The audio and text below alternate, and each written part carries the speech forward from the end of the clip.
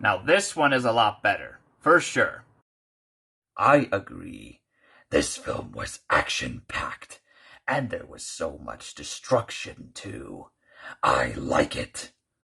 And I think in this movie I had at least a bit more screen time compared to the first two, which I appreciate that.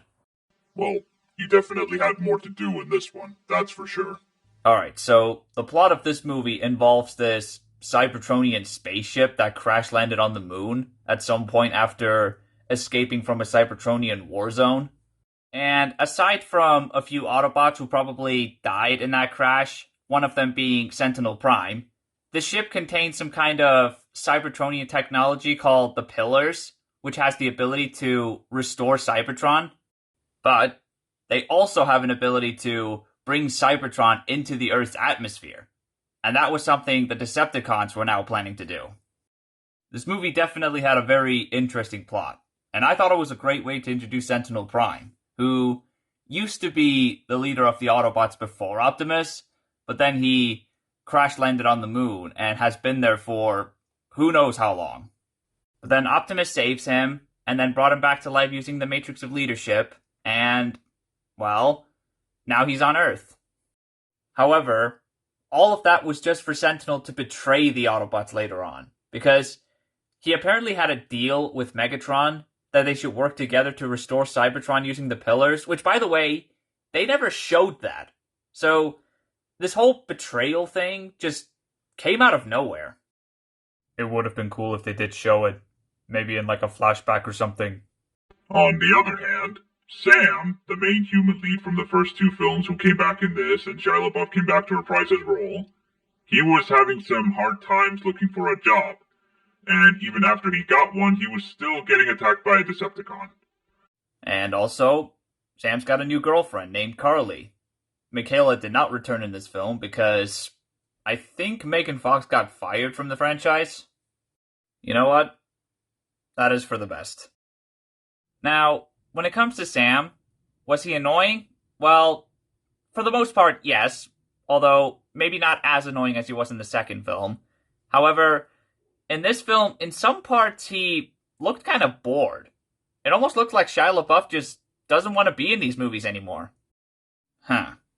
No wonder he didn't return in the sequels.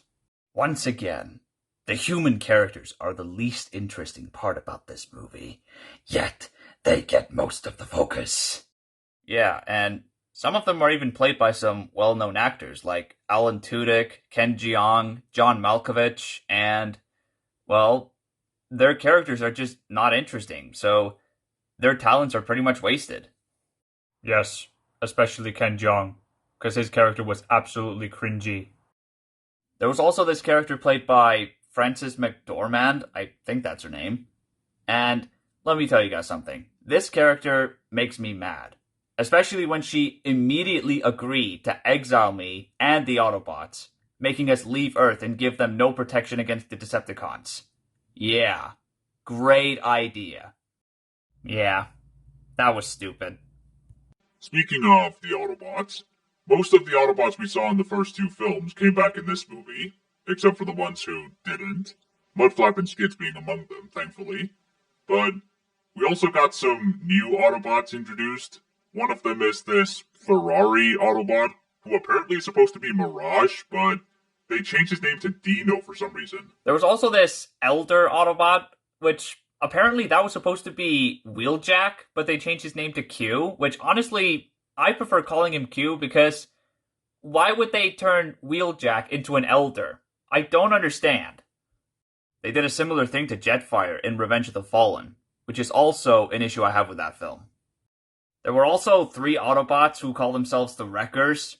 There's Leadfoot, Roadbuster, and Topspin, and honestly, I think they were better comic relief than Mudflap and Skits. And then we have Sentinel Prime, the main villain of the film, and he's voiced by Leonard Nimoy, rest in peace. And he definitely had a great voice for the character. Pretty ironic, isn't it?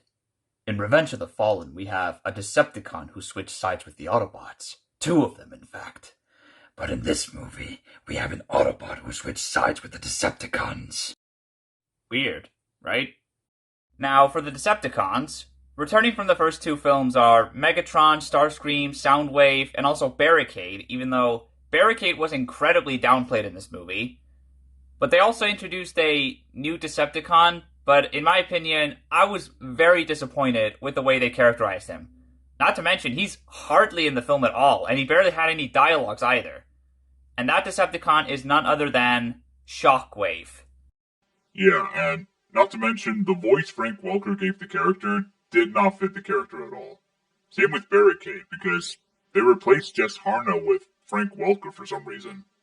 And I also don't really understand why they didn't give Soundwave the robotic voice that he had in G1. Because I think that voice is very iconic. Also, how come Soundwave just transforms into a car instead of a boombox or a satellite or, I don't know, something that was made to make sounds, you know?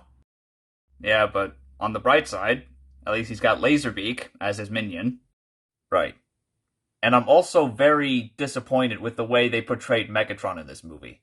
Because we barely see him do anything at all in this movie. Action-wise, I mean.